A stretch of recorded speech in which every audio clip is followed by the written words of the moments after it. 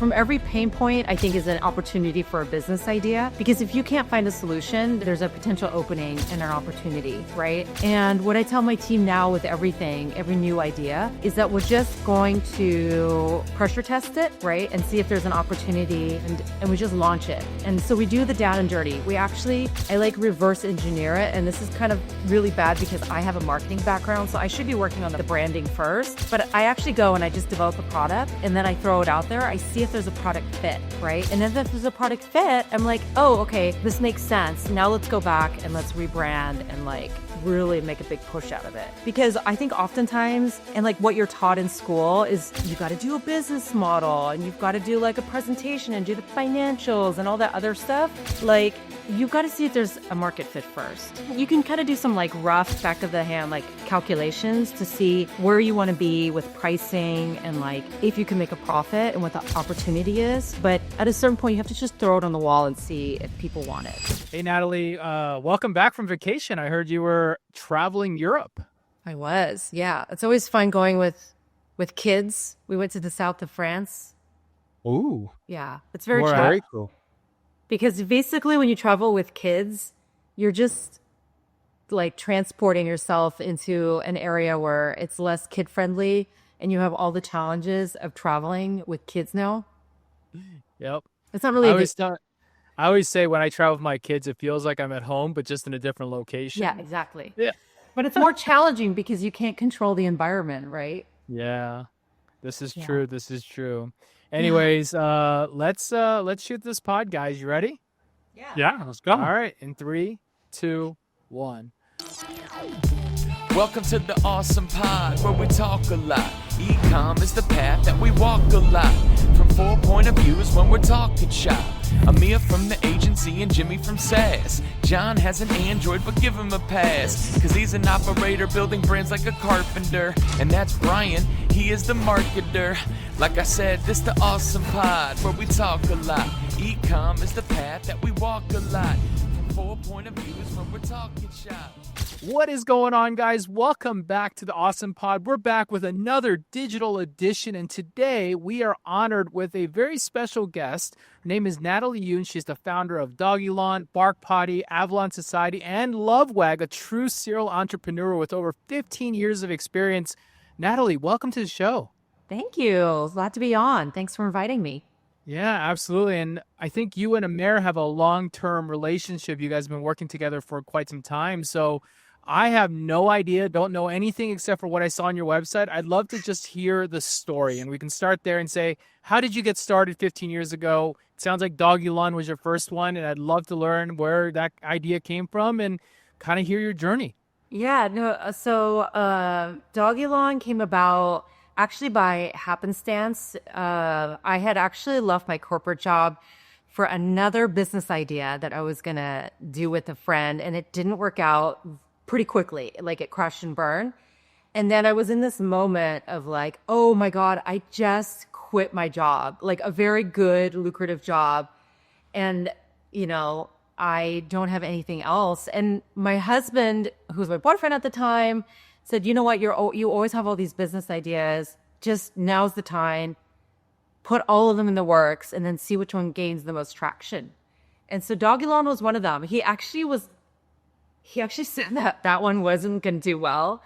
But surprisingly, like here we are almost 15 years later and it's doing great. But yeah, no, I mean, I have like this deep, profound love of animals, especially dogs. I've had that ever since I was a kid. So this was one of the ideas where it came about because I was actually doing this before when I had a job where we had grass for our dogs and we were living in an apartment. And I thought, God, like, this sucks changing it out. I really wish there was a service. And you know, when they say in business school or just in life, they're like, you know, whenever you have a complaint, there's probably someone else out there who also has the same complaint. And so anyways, yeah, no, I thought, let me just do this one. And I had a couple others in the hopper. And yeah, no, I just started like putting flyers out. Like this was kind of when e-commerce was not that big of a thing. And people started calling. And then I was on the internet. My husband was like, oh, actually, this was when Dollar Shave Club was starting to be a big thing with like VCs. And he's like, you got to make it subscription.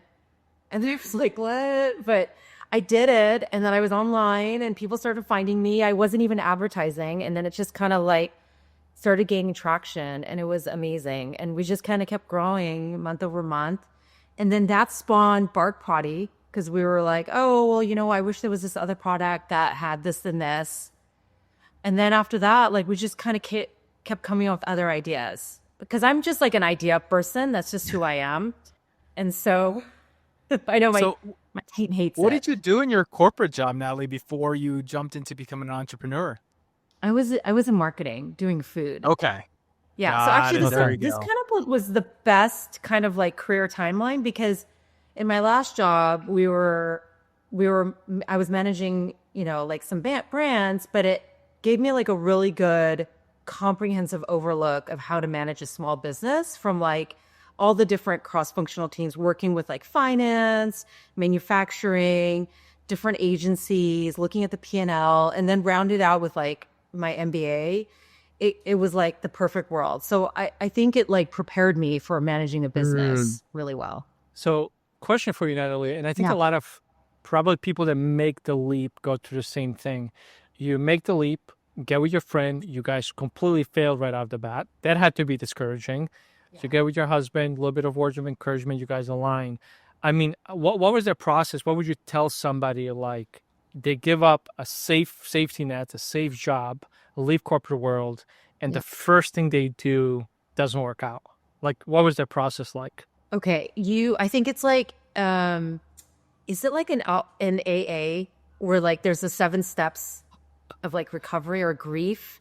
I think it's like just accept, like just embrace like the depression and the sadness of like and the shock of like failing, and just know that as an entrepreneur you're gonna fail all the time. And I actually tell this to my kids too. I'm like, I fail all the time. Like there are like numbers. I mean, I think you may have heard along the way, like we're always having these things where we have this new brand and like this new product and then it fails and then we sunset it, and it's okay. Like you just have to like learn from it and just pick yourself up. Like that's how you learn. And you're like, okay, the faster that you can just pick yourself up and just say, okay, I'm going to move on to the next thing, the better.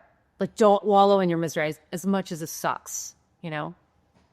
And honestly, I can echo to that because we've tried a lot of different things during our relationship, and you just literally say, this sucks, but let's try this now.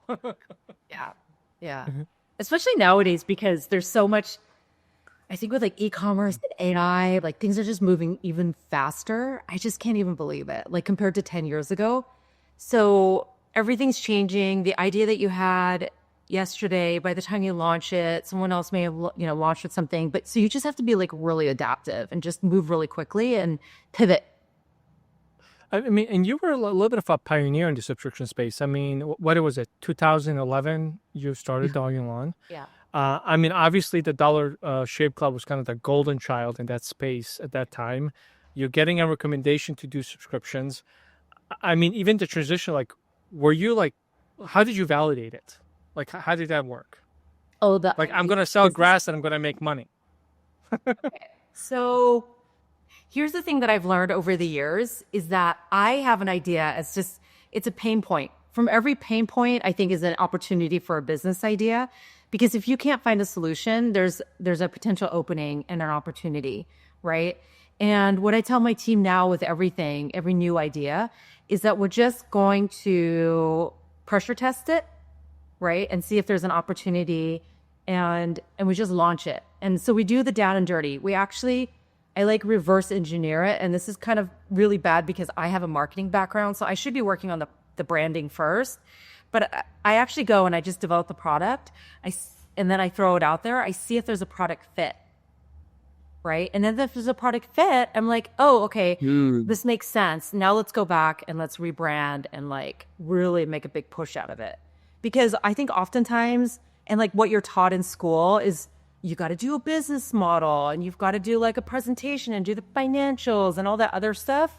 Like you've got to see if there's a market fit first, right? So you can kind of do some like rough back of the hand like calculations to see where you want to be with pricing and like if you can make a profit and what the opportunity is. But at a certain point, you have to just throw it on the wall and see if people want it. So you find out there's a market fit. People want to buy squares of grass and put in their house. How did you launch in 2011? What was the go-to-market strategy? Like, it was like really sad. I like printed off flyers and like literally went to apartments and like left them there. And then I did the online thing and I set up a website on GoDaddy and and then like, honestly, I can't do any of the stuff that I did back then. Nowadays, it wouldn't work, but it's all about timing and luck, right? Yeah. I think nowadays you have to advertise, right? You have to be on social media, right? You have to have Well, it's kind of like a modern day guerrilla marketing that's happening. That's what social media really is. It's like when you used to, back in the day when you walked around and you did this, the only difference is you can reach a lot more people from the comfort of your own chair now. And it's pretty amazing what the changes have been over the last 15 years. I, like yourself, have been an entrepreneur for very long, and I definitely struggle. I definitely don't mind being on the ground floor and doing the things, but it's definitely like the things that are pretty easy and they shouldn't be hard are pretty hard, actually. And there's a lot of respect that I have to my team members when you think about like how hard some of this stuff is, and you don't realize how much you've kind of moved on from it. And it's like a new skill almost, right? It is. And you know what? I think the thing I always say every day is like nothing is easy. I don't know if you guys also experience that, but anything that should be easy and take 5 minutes, like I just feel like it's always like, it always takes like 10 times longer. There's always like challenges and roadblocks, but you just kind of get over it and laugh it off. I think being an entrepreneur, it's really a lonely road. But I think a large part of it is also just the kind of the mental challenge of just failing, knowing that you're going to fail, being okay with it, embracing it, getting over it, and like overcoming it and just saying, all right, well, how do I like overcome that challenge, right? If it's hard, okay, well, that's fine. How am I going to find a way around it? And just being really creative with the problems. No, that makes sense. So take us back to your early days here. So you put these flyers out. People started saying, I'm interested in it and want to do it. I'm assuming it was just you, maybe your husband helping, or your boyfriend at the time just helping you out at this point, and you guys are hand delivering and hand cutting all this stuff. Was it really at that level of scrappiness? It was grueling. I have a sciatica. I have like a herniated disc from the early days. I would literally, okay, so I had, this is it. Like I had a BMW. I sold my car, traded it in for a pickup truck so I could go to the farm, pick up grass. And then I had this service where I would go to, so in LA, that's, we're based out of, there's this really kind of like shishi area called Wilshire Corridor where they have these high rises and really rich affluent people were, a great target for our product because they have a lot of discretionary money. And I would go and I would like take grass with my dolly and I would like clean out their dog pans, which were like filthy, trade out, like roll up their grass. I would like clean it out. I'm like on my hands and knees, like cleaning, like touching like someone's dog's urine. And it's just, oh my God, the stuff that I did back then that I think about, right? And, just rolling up grass. And then when we started getting to like FedEx, I would be the one rolling up grass, taping it, dropping it off at FedEx. So I did all that stuff. When I talk to we'd have a whole warehouse team now. And I always tell them, I'm like, I know how long this takes. And I can say that like being really sincere. Like I know because I've done it before. So I have this rule in my warehouse where if I can pack grass faster than you, then I think you're doing something wrong. But what I feel like if you could start like, I'm older now and I'm a woman, I'm like, I can't lift that much, but if I can do it faster than you, then I think we need to like revisit the process, see what you're doing. Yeah. That makes total sense. And then you said that you eventually went into subscription. Was that were you initially just selling these like pads of grass to people and then you one day decide to make a subscription, or how did that transition happen? It was pretty early on. Early on. And I have my husband to thank. So he wasn't hands-on on the day-to-day, but, obviously because we're living together, I would like say, okay, well, here's my website. Take a look at this. And so I remember this being like one of the things that we were like arguing over. Yeah. He was so intense, like so adamant about the subscription. So we did it pretty early on. because even with the flyers, I had these packages and he was like, no, that is not the way. Like, you need to do the subscription. Right. And so he, obviously won out. Like when we went online, we had the subscriptions and I remember it was like these two types. I had packages and then I had subscriptions. And obviously the subscriptions won out where, I was starting to get more traction on that. It was less where people were signing up. Right. And it got to this point where it was like the other part, the non-subscription business was taking up too much of my time. I know. Right. That I had this like recurring revenue stream that I should dedicate and try to invest more time and energy because that had more potential. So I had to turn to that side of the business and turn it off and stop selling to wholesale and just dedicate myself to the subscription part, which was a smart move. Set a fire to your past, but don't panic or fret. Live Recover is here, they'll take care of the rest. No bots up in here, just real humans with trust. Whatever you did in the past, leave it back in the dust. Net conversions are rising like your ROI. 6x your revenue, and that's not a lie. Sales team in your pocket, day and night. Bringing in-store vibes to your site, that's right. Your abandoned cart is missing the human touch. Live Recover adds real people to your texts. Live agents who chat with customers in real time, driving higher conversions and sales recovery. Setup just takes 10 minutes. Connect, chat, and convert. Just like that. Visit liverecover.com today and let them know Awesome sent you.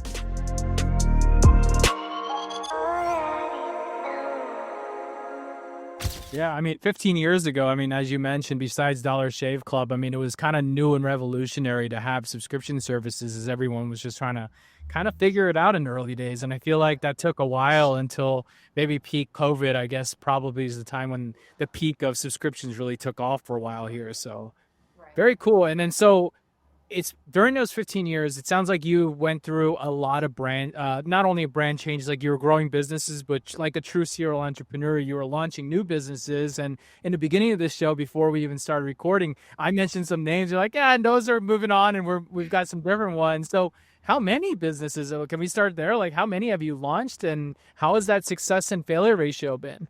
I think probably off the cuff, I mean, I haven't been keeping track, but I would say maybe it's like 50-50. Okay. Right? So like, yeah, I mean, the ones like we had a CBD business where we're doing like health and wellness products, but then that one, it's like, that's the thing is, have you heard that term, kill your baby? Yes. Right? So that's the thing is that like after a couple months, no more than a year, if it's just we have too many operational challenges or that's too expensive to advertise, I make that decision. I'm like, okay, we have to just kill it. It's too much of a distraction.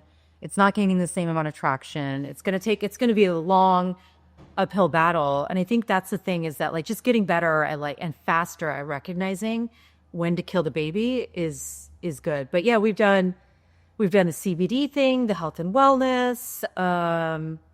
We've done Bibs, which is Bibrella.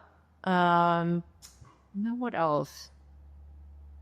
I think there's probably just like one or two other ones, okay. But I would say like, trusting my gut as I get older and I'm like getting more seasoned, I'm getting better at like figuring out what I should be doing or not, Yeah. And it sounds like, they always say there's a saying that say first time entrepreneurs care about the product and then the second time care about distribution. And it sounds like a lot of the things that you think about is, can I get it distributed? Is it cheap enough? And you're killing businesses just as fast when essentially you don't have product market fit.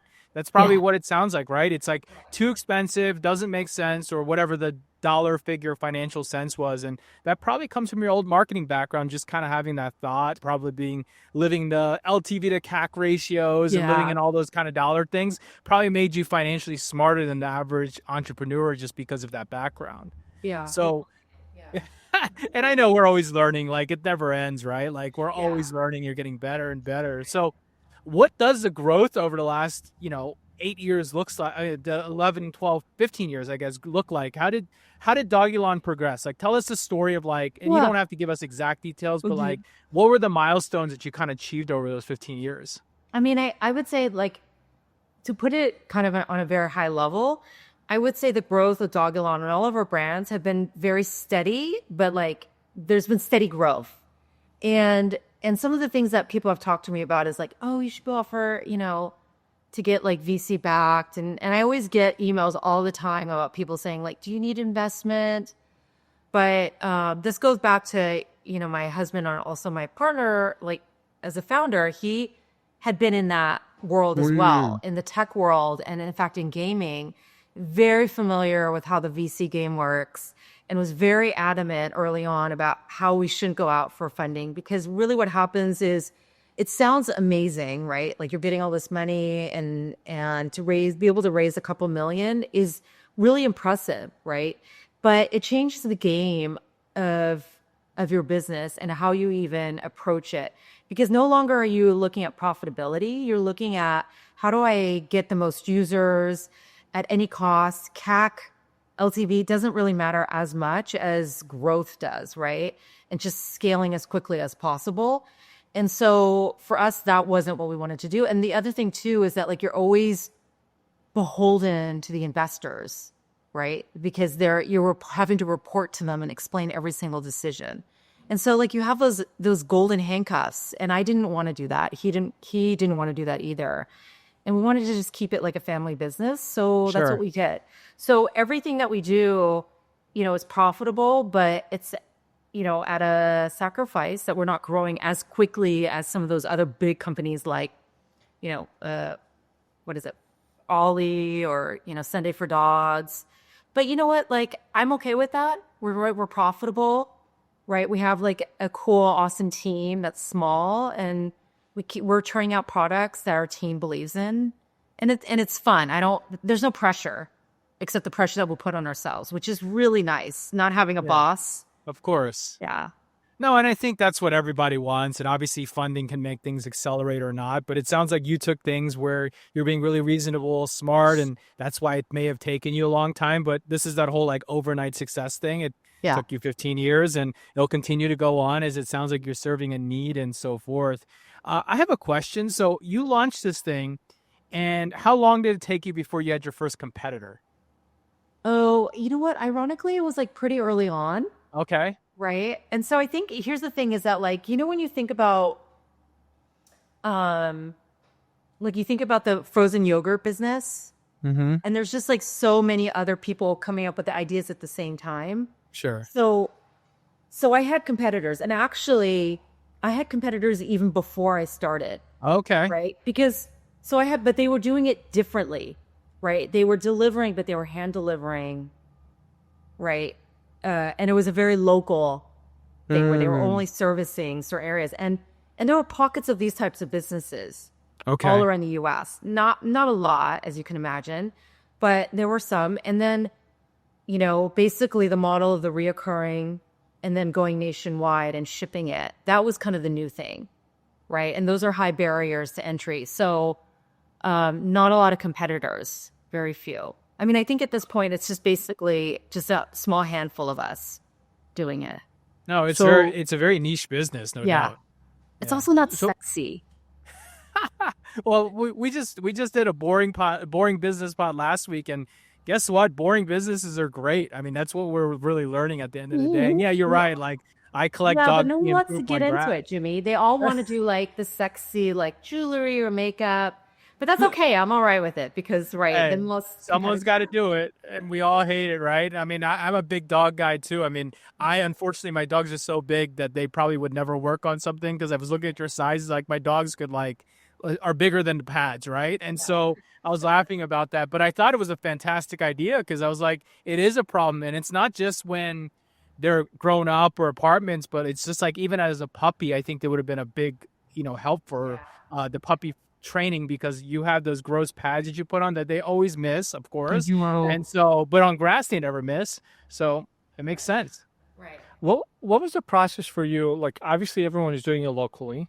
You're going national. You want to deliver it to people using FedEx or whatever alternative. How did you figure out how to handle perishables? I think that had to be difficult to figure out. It was all just figuring it out on the fly. I was telling someone else how it came about. Was this lady called me. She found me on the internet, and she was in Florida. She said, "Oh, we really need this." She's like, "I have Yorkies. this would be so amazing. And I said, well, I don't really deliver to, Florida. I have been doing some Amazon, but I said, okay, well, let me try it. I mean, if it dies, will you just let me know? And she worked with me. She gave me feedback, right?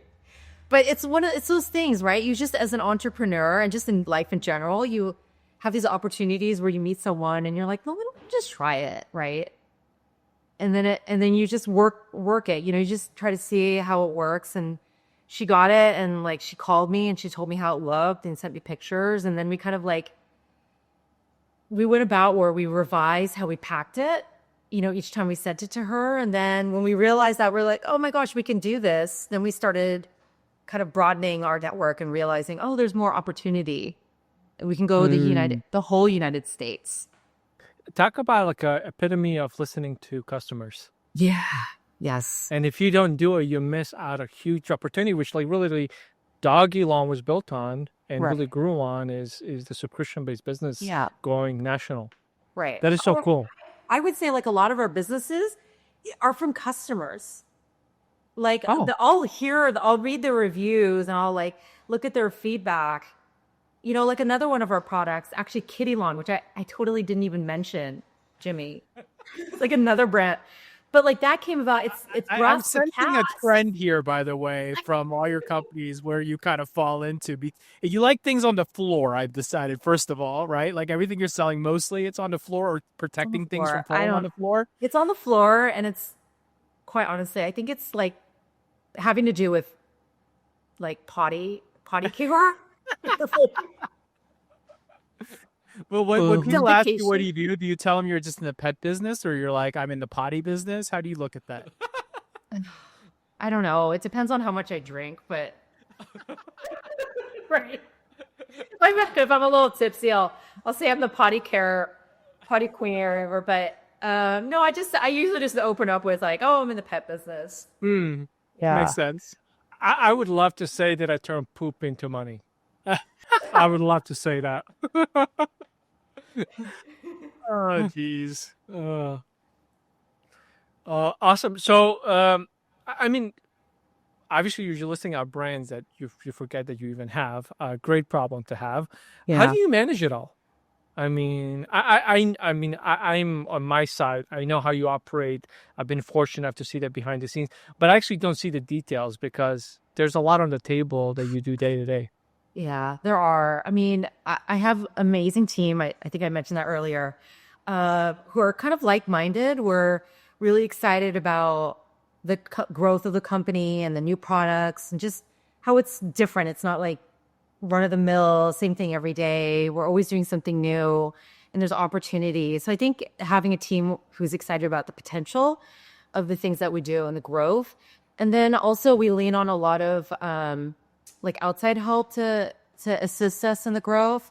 But I mean, it's a lot. I mean, where they say like kids, it takes a community, like a village. It's the same with a business. Like you, Amir. Yeah. I mean, we've been together for 6 years. But one thing I love about Natalie, and you and I had a lot of heart-to-heart conversations. But somebody I've met. I don't know if I met somebody more, but you're very intentional about how much you care about your employees. You've obviously gone through some things we talked about, but the other part too is like your retention is ridiculous. I mean, Brittany has been with you for as long as I've known you. I feel. Yeah. So it's really cool to be able to cultivate. How do you do it? How do you build that village that everybody cares about, the product, the company? What's your approach? Well, I mean, it's kind of a work in progress. I'm still learning, but I would say I'm much better at it now than I was a few years back, in the sense that like I think I also find people that like being managed, like my management style. I actually don't like managing people. I'm very upfront. I'm very transparent that I am terrible at it. And I really want to work with people who are just as excited about working for the product as I do, and that I don't have to manage them, right? And that they can be adult about it, responsible, and do their work, so that I don't have to have a hard conversation about oh, you didn't do this, or, we need to put you on a PIP. I don't like those conversations. And I think, so with that, I really give them a lot of trust. I also let them, come up with their ideas and test them out. Because I don't know if you kind of already hear this from me, but I'm a very much type of like, let's try it, see if it sticks to the wall. And if it doesn't, we learn and then we move on. So when they come with ideas, my philosophy is let's try it. If it sounds reasonable, we should vet it out. And if it doesn't work, then oh well. But I think for employees, for teams, it's really important to let them have their wins, right? And that's how they feel really accomplished and that they like their job because they get that appreciation and that win under their belt. That makes a lot of sense. Are they all on, is your company all under one structure? So is it like everybody works on all these brands that you're working on, or do you have like different silo teams? Yeah, I think that's why it's so chaotic. Like when you're talking with someone on our team, they're always busy because they're working on this or that. The learning curve is pretty high. But I think, again, for the right person, it's like an adrenaline rush because you're working on so many different things and there's so many opportunities to win and see something come to fruition that it's pretty cool. Sales tax stress, let Kintsugi slide. AI in your pocket, now enjoy the ride. 9 hours saved, that's time back in play. No tax guy needed, AI clears the way. Errors cut deep, not with this plan. 98.3%, my man. Click once, integrate, white glove, you'll see. Mention awesome, get 3 months for free. Sales tax headaches? Kintsugi AI turns tax chaos into something beautiful. The smart AI monitors, files, and optimizes your sales taxes automatically, saving customers 9 hours monthly while cutting errors by 98.3%. No expensive tax guy needed here. One-click integrations and white glove support. Mention awesome for 3 months free at trykintsugi.com.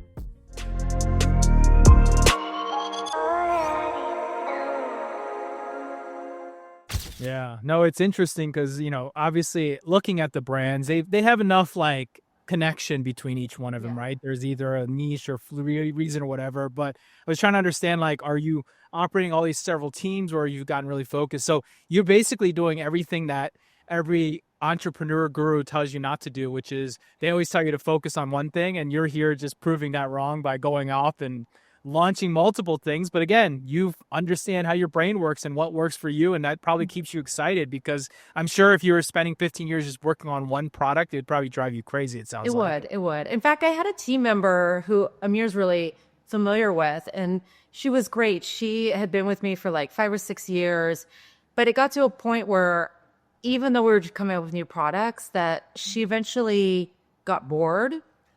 Right. And I told her, I had a, heart to heart with her. And I said, look, like, this is normal, right? I get bored, which is why I keep coming up with these different products because it keeps my brain, thinking, it keeps it really interested. But for someone like you, because she was really young, that this was kind of her first foray into this entrepreneurial type of culture. But every problem had basically kind of become the same because she'd seen it all. It was just wrapped a little bit differently. And I said, look, I think it's time for you to go and work somewhere else because you have to have these new challenges to always continually challenge your mind.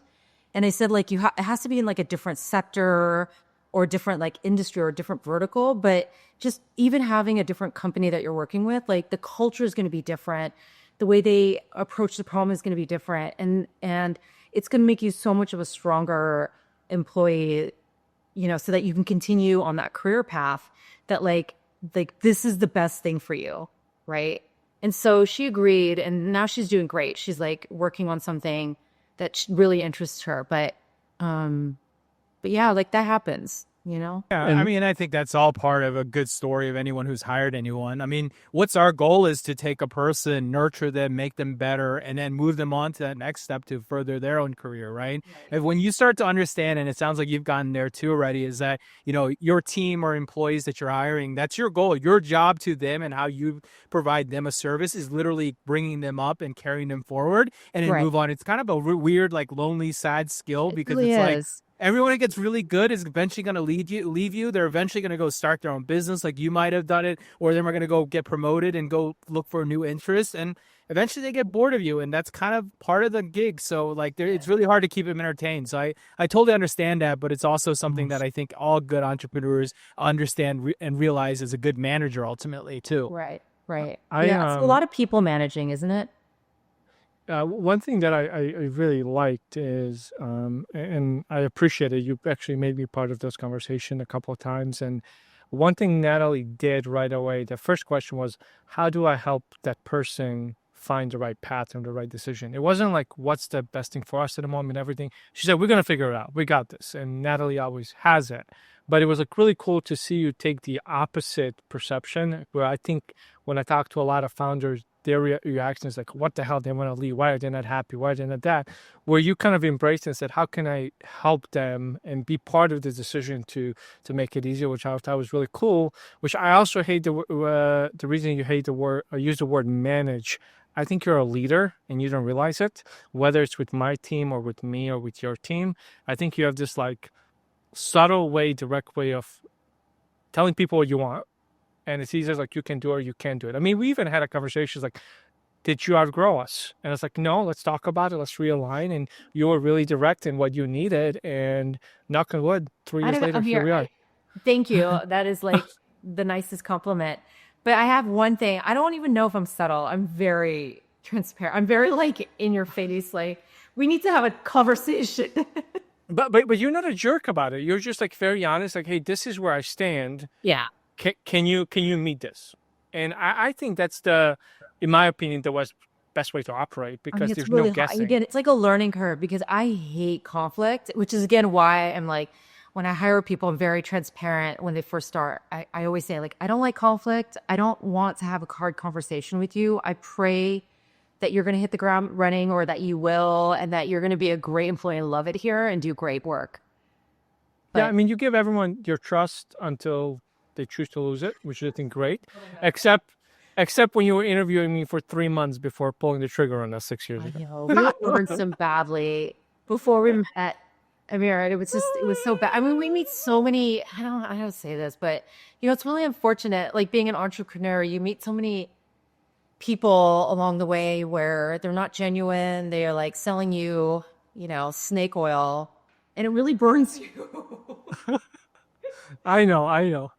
Yeah, it's actually a really interesting feeling when you realize that you're no longer the one selling, people are selling to you, and it's a big hierarchy, right? Like it's a big flywheel of things that are happening. And to your point there, it is hard, like to pick a right provider, a big partner. And I'm like you too. I bring everyone with a full cup of trust in, but sometimes it will burn you, and you'll have people who do burn you and screw you over, steal from you, do all those things. But for some reason, we go right back to it and we just forget and we continue forward. I think that is just part of being a good entrepreneur. I don't forget.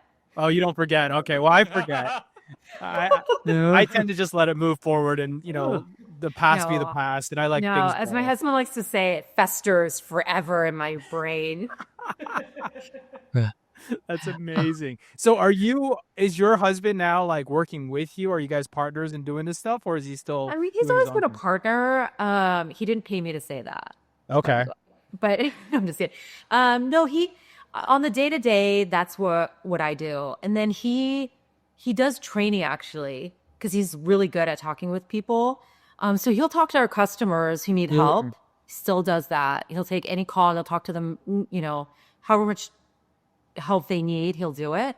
And then he'll help with like other things where it's like, for instance, if I need help with managing like something more strategic, we'll discuss it. So it's really nice to be able to bounce that off of someone.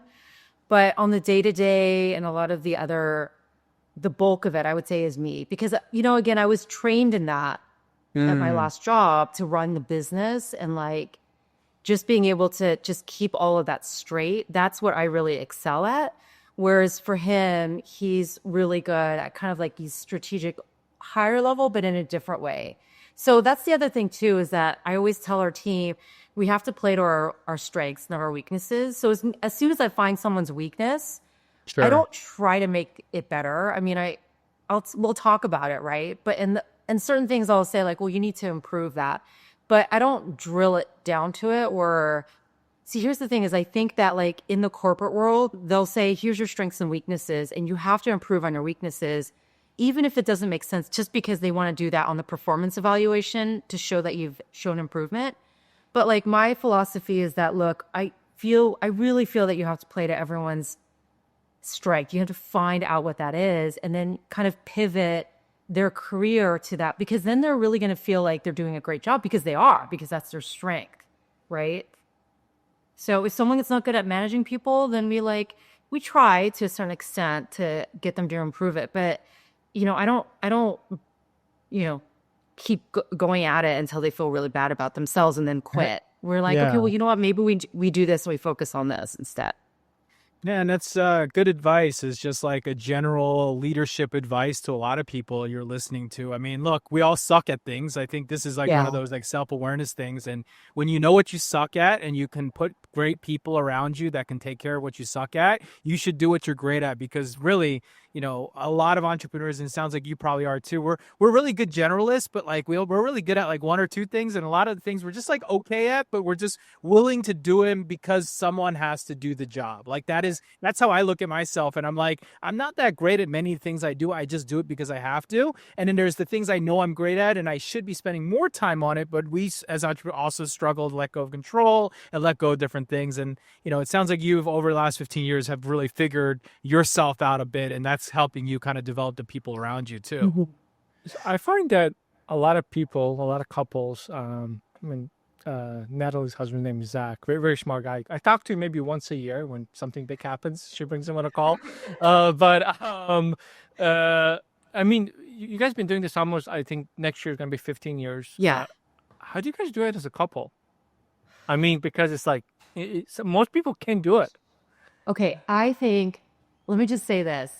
I think that we should be on a reality show because we are so dysfunctional, but it works. It totally works in some weird dysfunctional way. And when people like our team, when they hear us, they're like, oh my God, are they okay? Like, are they heading for divorce? But it just works for us. We just I don't know. It's weird. It's really, really odd, but it's really entertaining as well. Like I think we would kill it on what's that one where you travel around and you do those games around the world or something? Survivor or Survivor? No, it's the one where you're like going to different countries and you have to solve puzzles and stuff. Oh, I know what you're talking about. I forgot the name. Yeah. But he's so good at that, like so good at solving puzzles. And I'm really good at, other things. But, we're just like so dysfunctional that I know that any producer that's hearing this, if you want to see... There's nothing wrong with that. But again, you guys know each other's strengths and weaknesses, which is part of a good partnership. So it makes a lot of sense. It really does. Yeah. I'm lucky in that sense that like our strengths do not overlap at all. So it's really good. Yeah. Makes sense. You mentioned earlier, obviously, your love for animals, your love for dogs. When we met, that was such a big highlight in a lot of stuff that we talked about. And one of the things that was really cool for me is when we were rebuilding your first website, you want to include our dogs from Perella on the profile page too, which was a super cool touch. Yeah. And one of the reasons I actually wanted to work with you guys so bad and fought for your business and turn your trust is because of that passion and wanted to be a bigger part of it. Can you tell me, have you had heard stories like maybe how, I'm just trying to imagine of dogs that maybe not be mobile or have mobility issues, how you guys have helped them, or maybe even humans that can't take dogs out for walks as much anymore. Do you hear like stories like that from the community? Yeah, especially like when early on in the business, because I was, customer service, I would hear a lot of stories about people who, couldn't move, they had mobility issues. And so this was really helpful. Like, I remember one where I had to deliver to this guy and he was recovering from HIV and he was going through the treatment. And he just was like, every time he had the treatment, he couldn't really walk. And I remember him crying. It was so sad. I remember thinking like, okay, I'll take, I was like changing out his grass.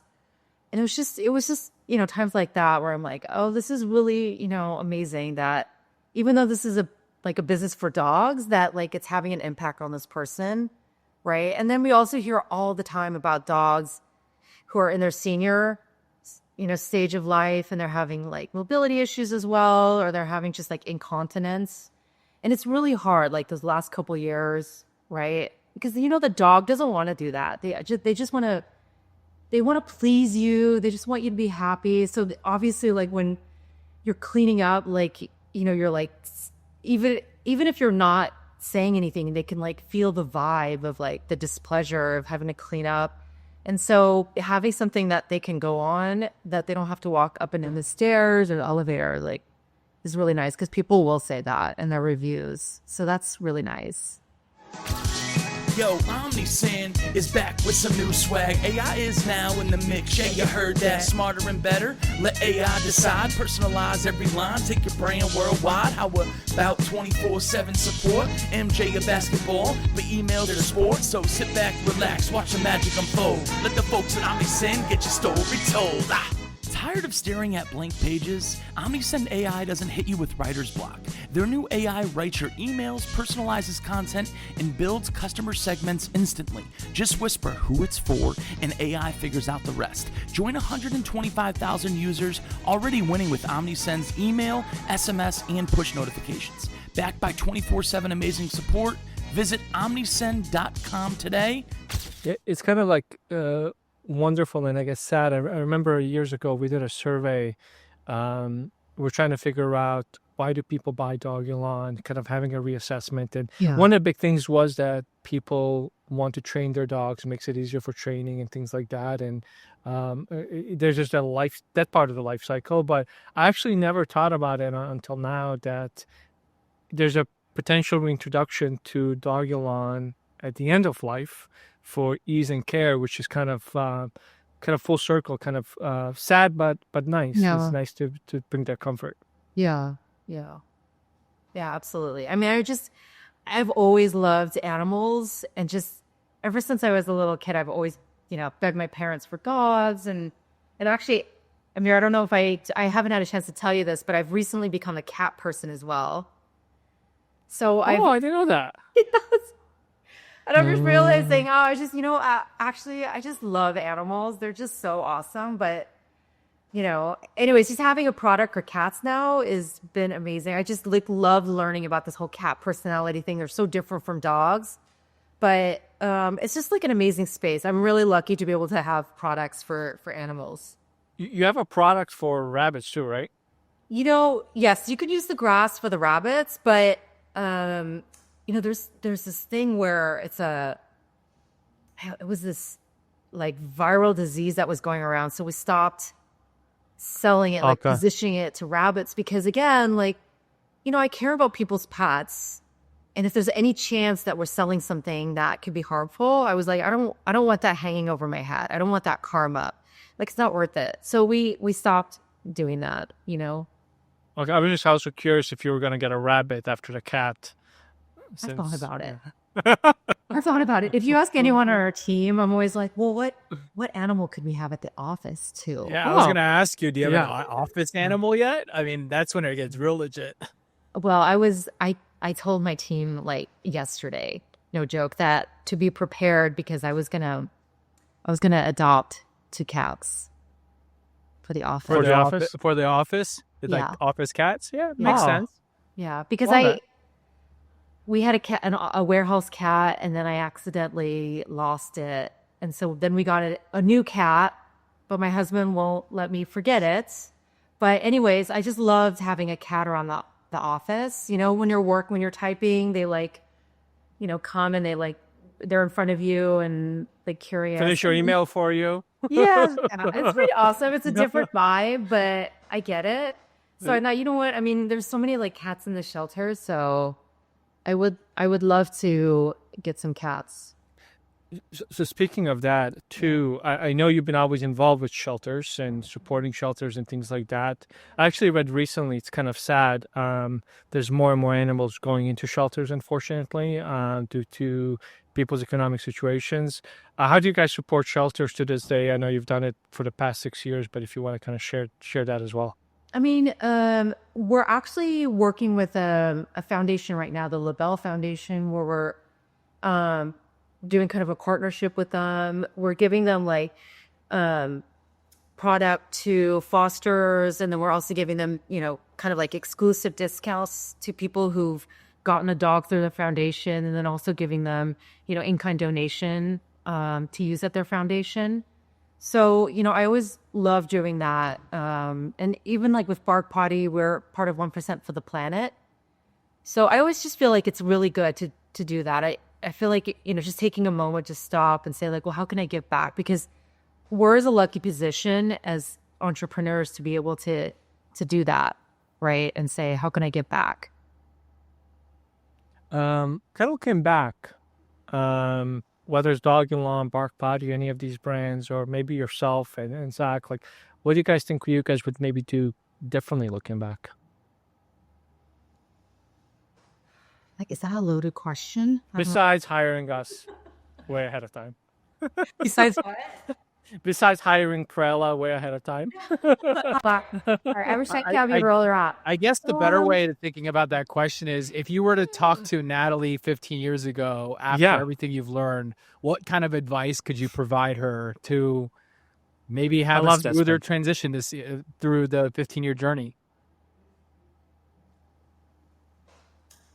God, that is a really good question. I feel like it always changes depending on when you ask me that question. I think it's finding the right people for your team, because I don't know. Just over the last couple of years, I feel like it's really clicked for me about finding the right people to help you continue to grow. And I think, it's really challenging for someone like myself, because, I have like this like affinity, like this obligation that I have to all of our employees. So even when it's not working out, I'm like, I think I take it too far to try to make it work out, even if the fit isn't there. And, like I said before, like I don't really like conflict, but I think that's kind of one of the necessary evils of being an entrepreneur and a founder and just being a boss, is that sometimes you have to have those difficult conversations, because in the end, it ends up hampering your team. It's not just you, but when you have kind of a weak link, that it inadvertently affects everyone else on your team. And it also affects morale, because then they see that you're not doing anything about it, right? 100%. And then it slows down the growth of your team, right? So, as much as I hate the thought of that, like, it's really important that you just have to do that sometimes. Just rip off the Band-Aid. So...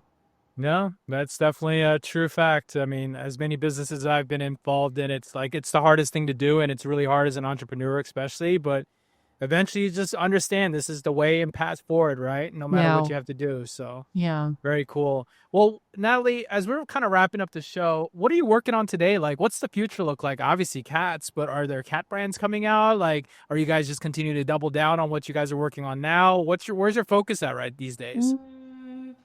Well, it's still growing DoggyLawn, still growing Bark Potty, all of our existing businesses. I don't want to say too much, but we have some exciting things that we're working on, some new products.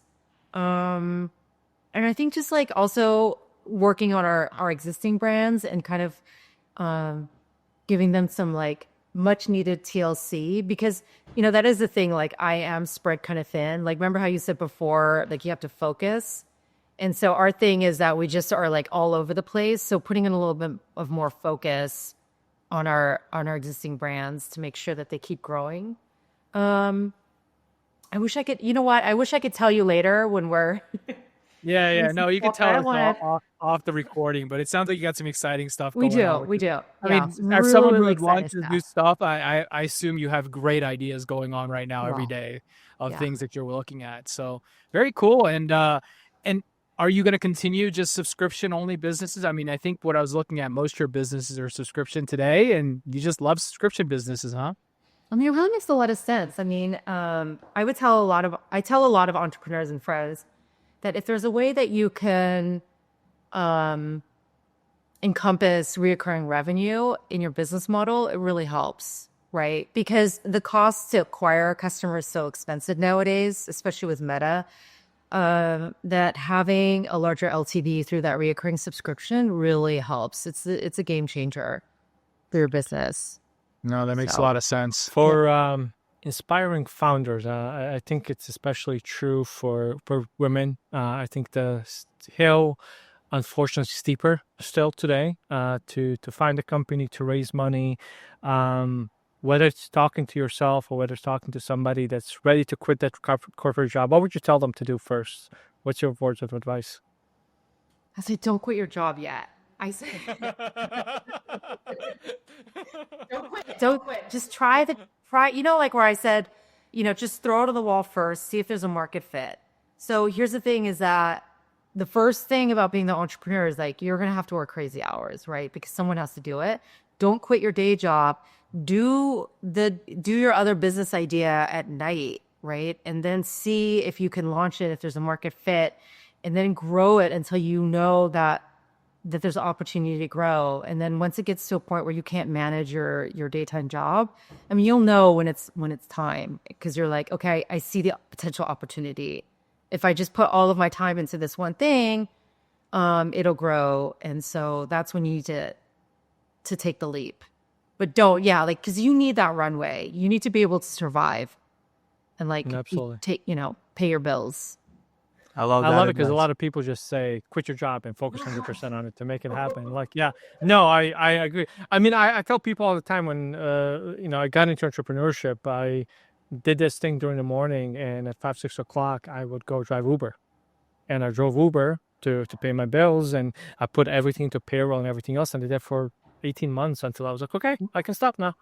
Yeah, right. But it's grueling, isn't it? Because you're just like working 2 jobs and just, Do you know what? But I think it's important because I think you know this and the stories you shared, like what you sacrificed to do it. Jimmy, I'm sure you're the same way. But when I look back, God forbid something happens and this fails, I know I have what it takes to redo it again. So I'm not as afraid anymore to fail. Yeah. And the other thing is, it's like I fight for it 10 times harder because I had to go through that and I don't want to put myself in that place. So I 100% agree. I mean, I would do it all over again if I had to, but I don't want to. Yeah. No, I know. I don't want to knock on wood that neither of us have to do that. But yeah, it's a very long journey, right? Long, arduous journey, but it makes it sweeter when it's. Yeah. I think ultimately too, it's just passion driven too, right? Like you've got to have a passion, want, and desire, and that fire is what pushes you. And as you said, you're going to get on your hands and knees and roll up poop from a carpet or whatever. Like that is just something you do because you have to do it. And we've all been there in different capacity of what it means to be at the ground floor truly and doing any job and anything you have to do. And that's kind of what makes founders special, right? That's literally what makes a special founder. So Natalie, thank you for being on here today. Very grateful to have you here, kind of share all these little nuggets of wisdom with us here today and kind of learning about your journey. And it's a very unique journey and something that, again, product's unique. The things that you've done are very unique and it spits out a lot of unique stories. And we got to hear them, and hopefully our listeners will definitely enjoy those as well. Any last thoughts, pieces of advice, or anything you can share with our listeners before we jump off and conclude this thing? I don't know, buy more grass, buy more doggy lawns, buy more doggy pets. No, we're going to go ahead into the show notes. We'll link all of Natalie's businesses below so you can go check them all out. And if you need for your dog needs, basically if you own an animal of some sort, Natalie's got you covered. That's the way I'm looking especially at it. When it comes to potty, defecation. She's got the specialty there. She's got you there covered. So, and every dog does, and every cat does. So let's be honest, everybody needs it. Great TAM. Yeah. So, thank you, Natalie, for being here. Thank you, Amara, for joining us. This is the ASOM Pod digital recording. We hope you enjoyed. We'll see you next week. Welcome to the ASOM Pod, where we talked a lot. E-com was the path that we walked a lot. But now the question is, will you subscribe or not?